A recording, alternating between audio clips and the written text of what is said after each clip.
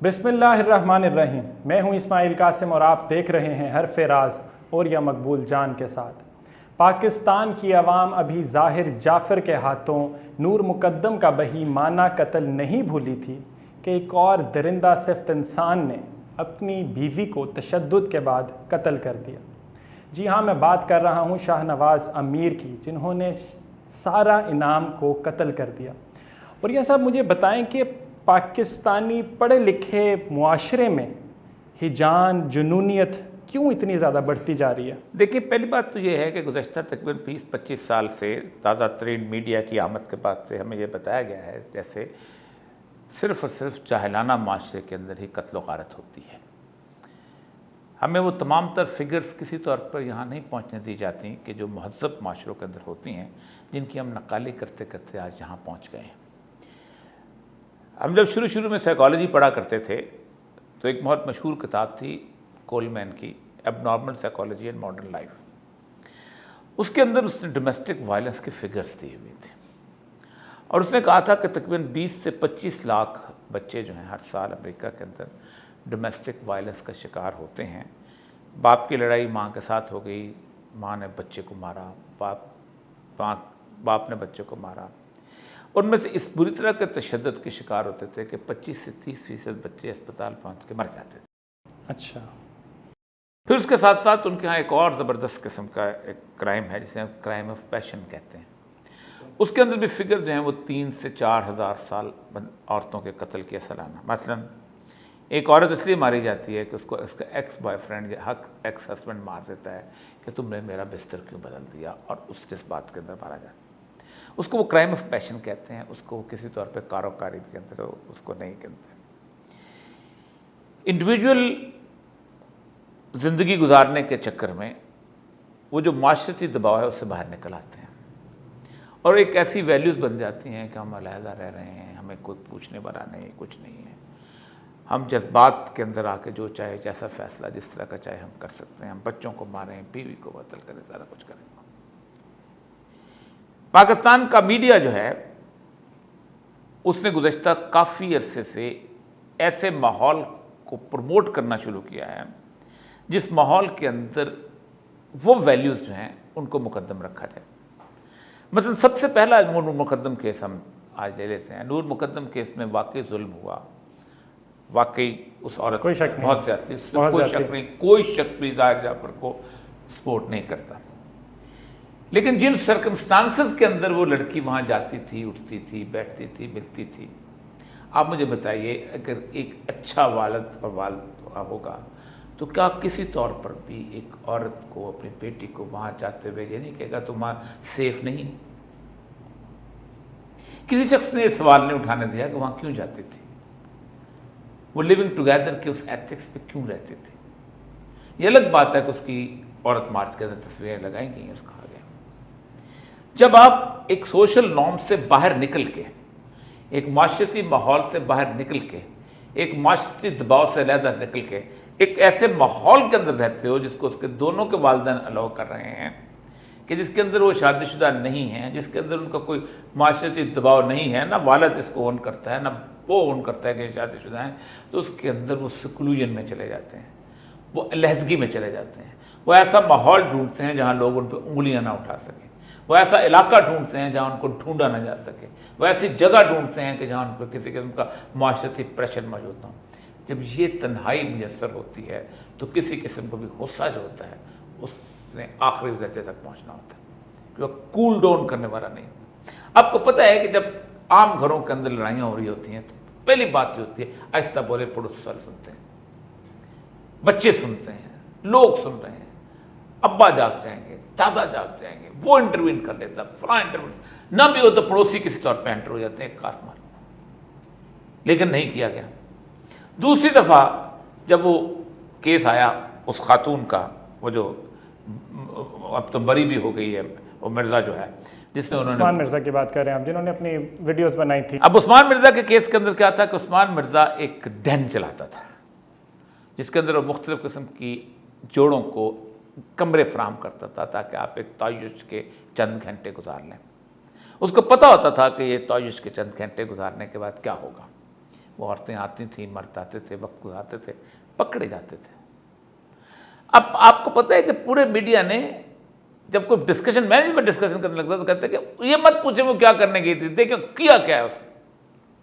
पहली बात तो यह है कि वो आई कैसे, उसने अपना स्टैंस जो है अपने ब्लैकमेलिंग की सूरत उसके हवाले कैसे की।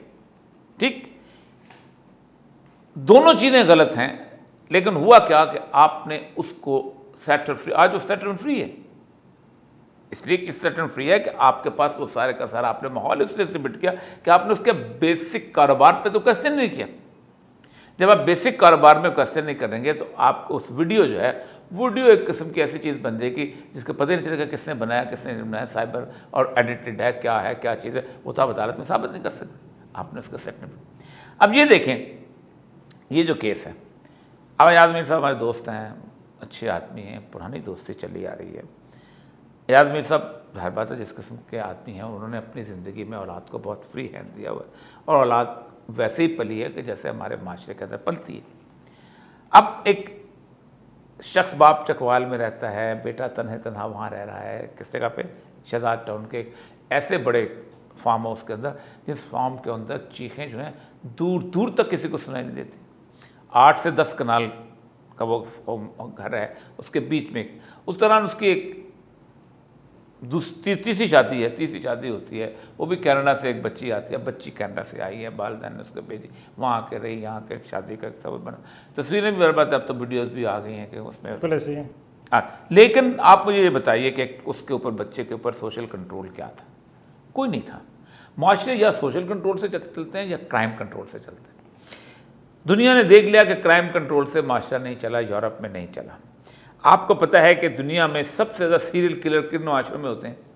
मुसलमानों के पूरे 57 मुल्क में 2 या 3 सीरियल किलर मिलेंगे, जबकि अगर आप अमेरिका चले जाएं तो आपको इतनी बड़ी बड़ी डायरेक्टरी मिलेगी सीरियल किलर की। एक एक आदमी ने 100 कत्ल किए हुए हैं।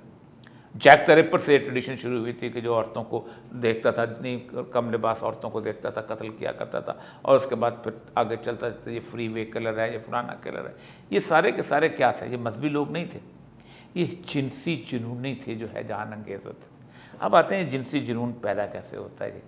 ये जिनसी जुनून बुनियादी तौर पर उस वक्त पैदा होता है कि जब आपको जिनसी ज़िंदगी गुजारने के लिए अवेलेबल चीज़ें मौजूद होती हैं, और फिर जब अवेलेबल चीज़ें जब मौजूद होती हैं तो फिर आपकी क्यूरोसिटी बढ़ती है, आप मुख्तलिफ़ तरीक़ों से लुत्फ़ हासिल करना चाहते हो, आप अज़ियत दे के लुत्फ़ हासिल करना चाहते हो। आपके सामने ये मोबाइल है, इस मोबाइल के अंदर अगर आप एक कनेक्शन है, उस कनेक्शन के अंदर आप अगर फौज फिल्मों की कायनात के अंदर घुस जाते हैं तो आपको आम फौज फिल्में भी बाज़ दफ़ा अट्रैक्ट नहीं करती, क्योंकि आपके लिए वो ज़िंदगी के लिए एक मामूली सी चीज़ बन जाती हैं, वो मामूल के आइटम हो जाते हैं। फिर आपको और तरीके से आ जाते हैं, आप कभी कैनिबलिज्म की तरफ चले जाते हैं, अब कभी आप बांध के तो अपना डंडे मार रहे हैं और कोड़े मार रहे हैं, चले जाए, कभी आप शिट ईटिंग की तरफ। गंदी ज़िंदगी है, ये आपको एक्सेस मिल गया।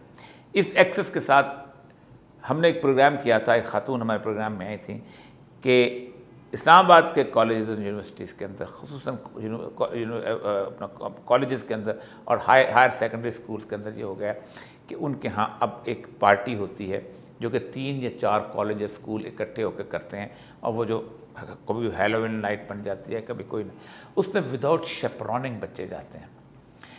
कभी ऐसा नहीं होता था कि स्कूल के अंदर पार्टी हो तो वालिदैन को ना पता हो कि मेरी बच्ची कहाँ जा रही है, किस जगह जा रही है। और उसके अंदर बाकायदा उन्होंने बाकायदा कहा कि वहाँ आइस और हीरोइन और ये चीज़ें बिक्री होती हैं, जो स्कूल के अंदर इस्लामाबाद के स्कूलों में आम पूरी रिपोर्ट आई थी। इस पर हमने IG इस्लामाबाद को भी उस पर लिया था। तो इसका मतलब ये है कि वो जो स्कूल जो है, जिनका हम बड़े शौक से बच्चों को O लेवल में और A लेवल में भेजते हैं, वो बच्चे जो हैं वो स्कूल टीचर तक मौजूद नहीं होती शेपरॉनिंग के लिए। वहाँ पर उनको कहा जाता है कि हमने एक हॉल बुक करा लिया है, आज फ़लाँ स्कूल इन तीनों के लोग वहाँ पर जाएंगे और कल्चर नाइट होगी। अब ये कल्चर नाइट कभी भी नहीं हुआ करती थी। कॉलेज स्कूल जो थे 4-5 बजे बंद हो जाया करते थे। मैक्सिमम होता था कल्चर इवनिंग होती थी या कल्चर डे मनाया जाता था। उसके अंदर अगर लड़कियों का स्कूल है तो बच्चे स्कूलों शेपरॉनिंग करके माँ छोड़ के आती थी, बहन छोड़ के आती थी, पता होता था बच्चे को कब पिक करना। वहाँ पिक भी नहीं होते, वहाँ पर ऑटोमेटिकली वालिदैन उसको छोड़ जाते हैं और इकट्ठे आते हैं। इसके अलावा एक ऐसा माहौल बिल्टअप कर दिया गया है कि जिस माहौल के अंदर आपके अखलाकी इक़दार और रवायात जो हैं उनका कला कमा कर दिया गया है। अब आपके नज़दीक कत्ल हो, चोरी हो, ज़िना हो, डाका हो, इसकी जवाबदेही जो है ये आखिरत में तो है नहीं। और यहाँ जो इन्फ्लुएंस आदमी है, जो अरबपति है, जो सरमायादार है, जो किसी साफ़ी का बेटा है, जो किसी MNA का बेटा है, किसी बड़े जर्नैल या ब्यूरोक्रेट का बेटा है, उसको अंदाज़ा होता है कि मैं बड़ी आसानी से निकल जाऊँगा इसमें से। तो फिर कत्ल तो क़यामत के लिए होता है ना। ठीक है, बड़ा इंपॉर्टेंट पॉइंट है। मैं यहीं पे आकर सवाल लेना शुरू, उसको मैं लिंक भी वहीं पे करना चाहता हूँ। हमने सोशल वेलफेयर की बात की कि बिल्कुल इसी तरह बिगड़ गया है और उसका ऑब्वियसली रोल प्ले होता है, लेकिन फिर एक सवाल ये भी उठता है कि जब हम ये वाली बात करते हैं कि वहाँ पे करने क्या गई थी, तो हम ये चीज़ को छोड़ देते हैं कि शायद अगर किसी को चौक में फांसी दी होती, अगर ज़ाहिर जाफ़र को हमने एक बार टांगा होता या हमने स्ट्रॉन्ग डेटरेंस सेट की होती, कोई मिसाल कायम की होती, तो हो सकता है कि शाहनवाज़ अमीर या कोई और जो है वो करते इतना मुनाफिक माशरा है कि हमने जब ज़ैनब कत्ल केस के अंदर कहा कि चौक में सज़ा, देखें इस्लाम के अंदर कोई सज़ा जो है वो अंदर नहीं है, हर सज़ा जो है वो सामने है। कोई सज़ा, संसारी की सज़ा है सरेआम पब्लिक, कोड़े लगाने की सज़ा है सर, ताकि लोगों को इबरत पकड़े, लेकिन कोई नहीं करता। उसकी वजह आप देखें, जो ये लोग ये कहते हैं कि यहाँ जुर्म ना हो, वो लोग जो है इस बात की एडवोकेट करते हैं कि फांसी की सज़ा नहीं देनी चाहिए। ह्यूमन राइट्स, मेरी समझ से बाहर है ह्यूमन राइट्स। देखिए अल्लाह कहता है वलकुम फिल क़िसास से हयातुन या उलिल अलबाब, ए लोगो, ए अकल वालो, हमने तुम्हारे लिए क़िसास में ज़िंदगी रख दी है। यानी अगर तुम माशरे को अच्छा रखना चाहते हो, ज़िंदा रखना चाहते हो, महफूज रखना चाहते हो, तो तुम क़िसास लिया करो। और क़िसास क्या है? अल हुर्र बिल हुर्र, अगर आज़ाद ने कत्ल किया तो आज़ाद यानी कि ग़ुलाम भेज दो, वल अब्द बिल अब्द, अगर ग़ुलाम ने कत्ल किया तो ग़ुलाम, वल उनसा बिल उनसा, अगर औरत ने कत्ल किया तो औरत कत्ल करे को मारा जाएगा। ये नहीं होगा मैं कहूँगा मेरी बेटी ने कत्ल किया, बाप को कत्ल कर दिया जाए। क्या बहुत शुक्रिया। यहीं पे मैं कंक्लूज करना चाहूँगा, ये वाला जो शो का सेगमेंट है यहीं पे कंक्लूजन बनती है। कत्ल किया है तो जवाब में कत्ल करो, कैपिटल पनिशमेंट को लीगलाइज करो, टांगो चौक में फांसी दो, एक बार दें ज़ाहिर जाफ़र को निकाल के टांगे ज़रा देखें, फिर मैं देखता हूँ अगले कितने निकलते हैं, शाहनवाज़ अमीर या कोई और निकलते हैं, कितनी जुर्रत करते हैं। एक बार टांगे ज़रूर। ह्यूमन राइट्स वाले जो है उनकी मुनाफिकत नज़र आती है, क्योंकि इस टाइम सारा इनाम जो है वो दुनिया छोड़ के जा चुकी हैं। तो आप लोग अपनी अखलाकियात अपने पास रखें। अगले सेगमेंट में मिलते हैं और बाकी डिस्कशन को कैरी ऑन करते हैं। Stay tuned.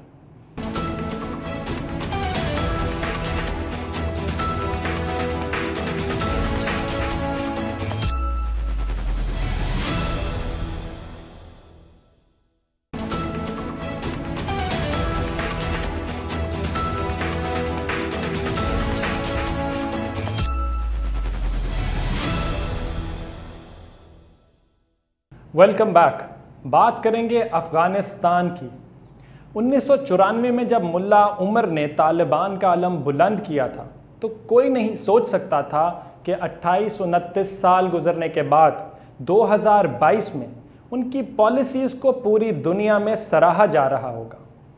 और ये वो पीरियड है जिसमें 20 साल की अमेरिका से जंग शामिल है। लेकिन सितंबर 1994 में कोई 38 लोग थे जिन्होंने मुल्ला उमर के हाथ पे बैत की थी और अफ़गानिस्तान को कैसे से निकालने के लिए जद्दोजहद शुरू की थी। पहली जो लड़ाई हुई थी स्पिन बुल्दक पे हुई थी, और वो भी कुछ 16-17 लोग थे जो गए थे, और मुल्ला अब्दुल सलाम ज़ईफ़ जो जहाँ बाद में सफ़ीर लेके थे वो उनकी सरबराही कर रहे थे। उसके बाद फिर आहिस्ता आहिस्ता चलते चलते 1995 के उस तक वो काबुल पे काबूज़ हो गए थे। सिर्फ 5% अफ़गानिस्तान जो था वो रह गया था, वो भी शुमाली इत्तेहाद का इलाके का था, और उसको भारत और उसके बाद अमेरिका और ईरान भी उसको सपोर्ट कर रहे थे। बिल्कुल। और वो लड़ाई लड़ते थे, और ताजिकिस्तान के शहर दुशंबे में बाकायदा एक अस्पताल बनाया गया था जहाँ पर अहमद शाह मसूद आता था जाता था, ये सारा कुछ होता था। इस दौरान अमेरिका आ गया। अमेरिका वहाँ आया था कि कोई बुनियादी तौर पर अमेरिका समझता था कि तालिबान ने उसको इनकार किया है उस सारे के सारे रिसोर्सेज को इस्तेमाल करने के लिए कि जो रिसोर्सेज था उसके उत्तर सेंट्रल एशिया के अंदर मौजूद है। आज प्रोग्राम करने का बुनियादी मकसद ये है कि जिस बुनियाद के ऊपर मुल्ला उमर से लड़ाई शुरू हुई थी, उस गैस फील्ड के ऊपर आज तालिबान ने 2 दिन पहले दोबारा उस पर काम शुरू किया है और कहा है कि अब हम इसको अपने तौर पे बेहतर तौर पे इसको आगे बढ़ाएंगे। बिल्कुल ऐसे ही। ये है तापी गैस फील्ड, ये तुर्कमानिस्तान का तापी गैस फील्ड है। ये बहुत बड़ा गैस फील्ड है। इसके बारे में कहा जाता है कि इसके रिजर्वायर जो है शायद दुनिया में सबसे बड़े हैं। मुझे याद है अच्छी तरह कि रॉबिन राफेल आई थी, और रॉबिन राफेल सबसे पहले आई तो उसने 28 के करीब इतनी लंबी चौड़ी लिस्ट जो थी मुल्ला उमर के सामने पेश की। पहले तो मुल्ला उमर ने 2 घंटे बाहर बैठाया रखा कि आप भी बाहर बैठे, आराम से बैठे। तो उसने ठास जब किए तो उसने कहा कि हम औरतों के हकूक़ हैं, फलाने हैं, डेमोक्रेसी है, ये चीज़ है, वो चीज़ है, पता नहीं क्या, रिलीजियस टॉलरेंस, फलां। उसने कहा तुम कौन हो तुम्हें सिखाने वाले, हम जिस तरह अफगानिस्तान को चला रहे हैं हम चलाएँगे। तो तापी गैस फील्ड जो था उसके बारे में उसने कहा था कि यूनिकॉल एक कंपनी थी अमेरिका की, इसके साथ एग्रीमेंट साइन कर, लेकिन उन्होंने उठा दिया। इस दौरान ब्राज़ील की एक कंपनी थी, उसके साथ जो था वो तुर्कमानिस्तान वालों ने साइन कर लिया, और उसके साथ ही इन्होंने भी मुल्ला उमर ने साइन कर लिया। उनको पता चला, रॉबिन राफेल फिर दौड़ती हुई आई, वो पूरा का पूरा 28 मुतालबात का सफ़ा यूँ फाड़ दिया और हाथ बांध के सामने खड़ी थी, और उसने कहा कि हम 28 कहा था हम मानने को तैयार हैं, हम ख़त्म करने को तैयार हैं, आप हमारे साथ एग्रीमेंट कर लें। आप अंदाज़ा करें कि उसी की बुनियाद के ऊपर ये हुआ था कि उसको अपना मुल्ला उमर ने कहा कि हम तो वादा कर चुके हैं, हम नहीं कर सकते। उसके ऊपर एक मैं और मज़ेदार वाक़या बताऊँ। अमेरिकन सफ़ीर जो था उसने बेनज़ीर को कहा कि आप यूनिकॉल कंपनी जो है उसको इख्तियारात दें मुकम्मल तौर पे, और यूनिटर्न एग्रीमेंट साइन करें, ताकि जब तालिबान जहाँ से गुजारेंगे पाइपलाइन तो पाकिस्तान का मसला हो। तो इसने कहा था बेनज़ीर ने कि हम नहीं कर सकते, तो तुम पब्लिकली अपॉलॉजी करो।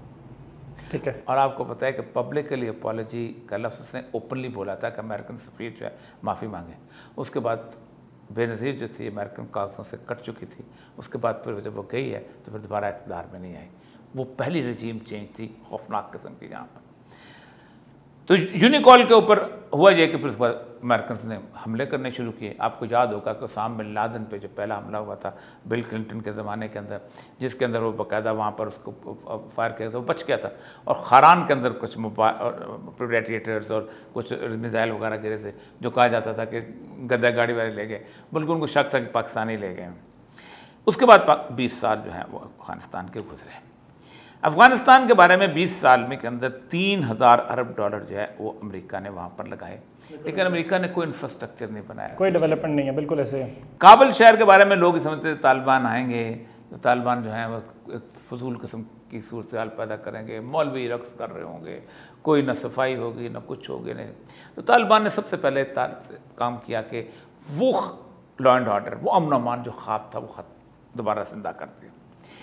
और उसके बाद दूसरा काम ये किया कि रेडियाँ बहुत थी, क्योंकि अंदर तो रेड जोन तो उन्होंने वो लगाया था, बाकी रेडियाँ तो तमाम रेडियो को उन्होंने छोटे छोटे केबल्स बना दिए, और इस वक्त काबुल शहर में कोई रेडी नहीं है और ट्रैफिक आराम से चलता है। उसके बाद काबुल का जो शहरी महकमा है इस बेहतरीन, मैं चाहूँगा कि उसको रिपोर्ट को देखें कि वो वहाँ कैसे काम कर रहे हैं। ये उन्होंने खुद वहाँ से ये वाला फुटेज हम ऐड करना चाहते हैं। आप सबसे पहले वीडियो को देखें, फिर आपको आइडिया होगा कि वरिया साहब क्या गुफ्तगू कर रहे हैं।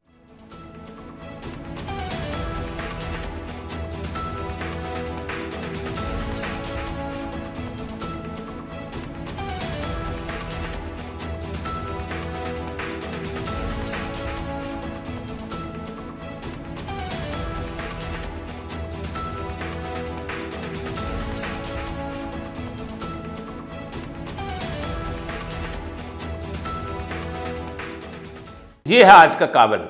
अब इस आज के काबुल के बाद जो अहम तरीन बात मैं आपको बताऊं कि पाकिस्तान और चीन एक ज़माने में बड़े कमाल की दोस्ती और सी पैक के हिसाब से चलते थे। चीनी कहते हैं कि शायद खाकान अब्बासी के ज़माने में ही हम पाकिस्तान से तकरीबन मायूस हो चुके थे, और हमने एक खोला था ML1 का प्रोजेक्ट। ML1 बनना था कि खुंजराब से लेके कराची तक ये जो रेलवे लाइन है ये डबल और बहुत बड़ी बननी थी, जिसमें कराची का फासला तकरीबन 6-7 घंटे का रह जाना था, और बहुत तेज़ी से वो 500-600 वाले शिनकानसन जो जापान वाली उस तरह की जो वो बननी थी। ये मेरे सामने उनका पूरा का पूरा प्लान जो है अंडरस्टैंड चाइना इनिशिएटिव है, ये उनका अपना कोर डॉक्यूमेंट है। ये मैं आज देख रहा था कि ये क्या सूरत हाल। पाकिस्तान ने जो डामाडोल कभी इधर कभी इधर कभी उधर, और ख़ास तौर पे इमरान खान के रजीम चेंज के बाद तो और तरह की सूरत हाल बन गई। अब इस वक्त सारी की सारी तवज्जो जो है अफ़गानिस्तान की तरफ शिफ्ट हो गई है। बिल्कुल ऐसे ही। मैं आपको बताऊं कि अफ़गानिस्तान वो मुल्क था जहाँ रेलवे लाइन नहीं होती थी। कहा जाता था कि पाकिस्तान में इंसाफ का वज़ीर है क्योंकि यहाँ इंसाफ नहीं है, तो अफ़गानिस्तान में रेलवे का वज़ीर है क्योंकि वो रेलवे लाइन नहीं है। लेकिन आपको पता होना चाहिए कि सबसे मुश्किल तरीन जगह जो दुनिया की है वो वाखान कॉरिडोर है। बिल्कुल ऐसे ही है। पंजाब से करीब ही अफ़गानिस्तान और पाकिस्तान और चीन के दरमियान एक अफ़गानिस्तान की छोटी सी पट्टी आती है, ये 25-30 किलोमीटर की पट्टी। आपको पता होना चाहिए कि सबसे पहले जिस पट्टी के ऊपर जाके तालिबान ने कब्ज़ा किया था वो वही पट्टी थी जब अमेरिका जा रहा था, और बड़े अमन से उन्होंने तालिबान के झंडे लहराए थे और अमेरिकी झंडे उतार दिए थे। उस पहाड़ी रास्ते को काट के पहली दफ़ा बल्ख का इलाका, छज्जू के चुबारे न बल्ख न बुखारे, बहुत मशहूर तारीखी इलाका, ये पुरानी सिल्क रूट है एक्चुअली, इसको उन्होंने जिंदा किया है। और ज़रा देखें वहाँ से ट्रेन जो आ रही है, जो कभी ख्वाब हम देखते थे कि सी पैक आएगा और ट्रेन बिछेगी और सारा कुछ, इधर ट्रेन को मुलायजा करेंगे कैसे है।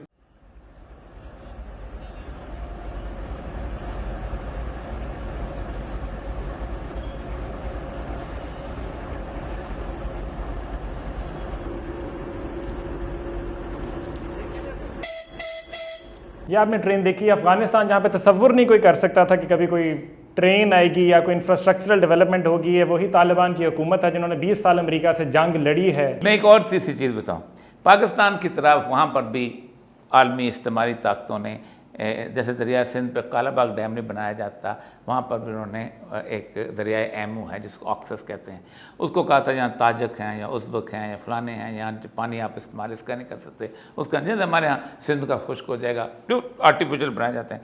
तो आप अंदाज़ा करें कि तालिबान ने आते ही सबसे पहली बात ये की कि वहाँ उस पर डैम बना के नहर निकालने की कोशिश की।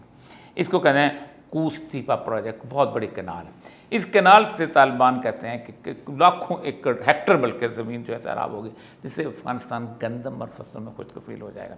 और पहली दफ़ा तालिबान का इक़्तिदार जो है चूँकि शमाली ताद के इलाकों में गया है, तो उनको अंदाज़ा हुआ है कि ये तो बहुत और तरह के लोग हैं, हम तो अहमद शाह मसूद की और हम तो दोस्तम की उनकी चीज़ों में रहते थे, बड़े बड़े महल थे, ये तो सिंपलेस्ट पॉसिबल लोग हैं। और सबसे ज़्यादा अमन जो है सो शमाली ताद के इलाकों के अंदर है, जहाँ शिया भी हैं या उज़्बक भी हैं या ताजक भी हैं, टोटल अफ़गानिस्तान के गेंद। तो एक तो ये सूरत है। उसके बाद अफ़गानिस्तान इस वक्त ये मुल्क है जो कि क्राइसिस के अंदर है, यानी तमाम तौर पे बंद है, मुकम्मल रास्ते ही बंद है मुकम्मल तौर पे, ना इकनॉमिक सूरत हाल है। उसके बावजूद भी आप सोचें कि ईरान से वो तेल लेते हैं और सस्ता पाकिस्तान से तेल वहाँ बिकता है, तो उज़्बेकिस्तान और ताजिकिस्तान से गैस लेते हैं, पाकिस्तान से सस्ती गैस वहाँ पर मिलती है। डॉलर के साथ उनका कोई ताल्लुक नहीं है, इंटरनेशनल मार्केट में पाकिस्तान से आधी कीमत के ऊपर डॉलर वहाँ पर बिक रहा है। ठीक, उसके अलावा उन्होंने अपनी फूड सिक्योरिटी उसको भी इस्टेब्लिश कर लिया, इंडिया से मंगवाएं, कहीं और से मंगवाएं, रूस से मंगवाएं, तो अपना क्या नाम है यूक्रेन से, अपनी फूड सिक्योरिटी को भी इस्टेब्लिश कर लिया। फिर अपनी जो मादनियात हैं, वो कोयला है, पाकिस्तान से कोयला खरीदने में मजबूर है क्योंकि पाकिस्तान को और कहीं से कोयला नहीं मिलता। अब वो पाकिस्तान का आपको पता है डिफरेंस कितना है, हमारा 234 में है, उनका 87 में डॉलर है। तो आप खुद सोचें कि हमें कोयला कितना महंगा खरीदना पड़ा है, लेकिन पड़ रहा है। आपने कभी अफगानिस्तान को तस्लीम किया होता तो उन्होंने ऑफ़र की थी कि हम आपसे पाकिस्तानी रुपये में कारोबार करने को तैयार हैं, लेकिन हम तो अमेरिका से डरते हैं। हमने तो उसके साथ तय करना, हमने तो F-16 के पुर्जे खरीदने के लिए पूरी कौम को बेचना है, और बेच दिया। तो असल मसला यह है कि कम से कम और कुछ नहीं तो इकोनॉमिक फ्रूट्स, और सबसे अहम तरीन बात दुनिया के अंदर रियासत कायम करने का, आखिरी बात करना चाहूँ, रियासत कायम करने के सिर्फ 2 मकासद बताए जाते हैं पॉलिटिकल साइंस में, क्योंकि लोग अपने बच्चे भी पाल लेते हैं, अपने यतीम भी देख लेते हैं, अपने डॉक्टर इलाज भी करा लेते हैं, तालीम भी दे लेते हैं। 2 काम लोगों से खुद नहीं होते, एक अमन अमा लॉ एंड ऑर्डर और एक जस्टिस। तालिबान इस वक्त दुनिया में वाहिद मुल्क है जिसमें Kabul is the most peaceful city in the world. धमाके और चीज़ होती है, धमाके तो एक फिनोमेना है ना, वो तो ज़ाहिर बात है कोई आएगा कराए, पीस, जहाँ चोरी ना हो, जहाँ डाका ना हो, जहाँ कत्ल ना हो, जहाँ रेप ना हो, मोस्ट पीसफुल सिटी। और अफगानिस्तान की अदालतें जो हैं द मोस्ट ट्रस्टेड अदालतें हैं इस वक्त। चलें, शायद पाकिस्तान से तो फिर बेहतरी सूरत हाल होगी, क्योंकि हम तो कहीं 130-135वें नंबर पे रुल रहे हैं। ओया साहब, ये आपने डिस्कशन सुनी, आपने अपने फीडबैक जो है वो हमें ज़रूर बताइए कमेंट सेक्शन में। This is me Ismail Qasim signing out, until next time, अल्लाह हाफ़िज़।